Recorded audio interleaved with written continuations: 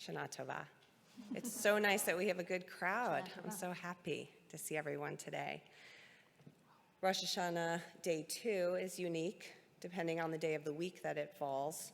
In the secular calendar, our attendance varies, but it's always certain to be a smaller gathering than any of our other high holy days.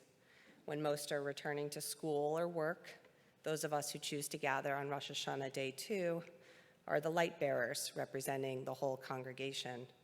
I'm assuming that those of you who are here today were also present yesterday, which means you heard my speech about the Moses torch and the dream that I had. And I think you guys epitomized the Moses torch bearer, so I thank you for playing that role. You represent the observant and devoted segment of our congregation, and your presence gives inspiration and purpose to our clergy because they wouldn't want to be here without you. You also model for your children and families the importance of participation in family life and temple life. Unlike the old world where individuals lived and died in their same community or shtetl, where everyone's practices were uniform, we all come from far and wide in this community, and we have a diversity of observances and backgrounds.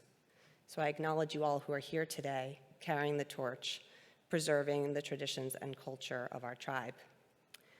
I also want to share a really interesting thing that happened last evening, so I'm going to ad-lib and not read this last page.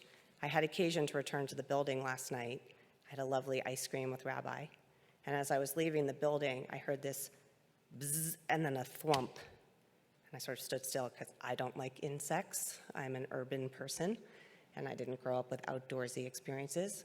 So I stood very still to see what it was, and I noticed in front of me on the bricks was a very large praying mantis. So I was like, oh, that's cool. Came closer, took a photo.